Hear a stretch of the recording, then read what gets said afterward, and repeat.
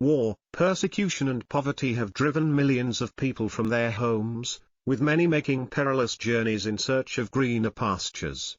Yet with the global economy not in a healthy phase, and far-right groups everywhere pinning the blame on migrants, states are struggling to deal with the crisis.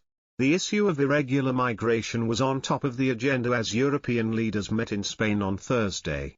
According to UN figures, around 186,000 people arrived in Europe during the first 9 months of the current year, with over 2,500 perishing while trying to make the treacherous journey across the Mediterranean. This includes hundreds of Pakistanis who drowned in the Greek boat disaster in June. British Prime Minister Rishi Sunak has called for Europe-wide solutions to address the crisis. Mr. Sunak's stance is almost progressive compared to the scaremongering of his Home Secretary Suella Braverman on the issue of migrants. Ms. Braverman, herself the child of immigrants, told a Conservative Party moot that a hurricane of migrants, uncontrolled and unmanageable, confronted rich states.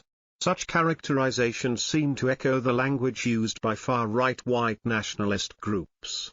But Europe is not alone in confronting the migrant tide. The US has seen hundreds of thousands of people from Latin America cross its southern border every month, while Pakistan has also taken questionable steps to send Afghans back to their country. Whether it is the US, Europe, or Pakistan, all those seeking refuge and fleeing violence need to be dealt with compassionately and humanely. Migration is essentially the result of a highly unequal world, where the have-nots of the global south seek to pursue their dreams in the glittering cities of the global north. According to the International Organization for Migration, most migrants coming to Europe this year are from war zones, Syria, Afghanistan, or states undergoing financial turmoil, Egypt, Tunisia, Bangladesh, Pakistan. For those fleeing conflict, many of these wars have been sponsored by the West. If the US and Europe can spend trillions on waging war, surely they can shell out far smaller sums to help rehabilitate victims of conflict on their soil or in safe states.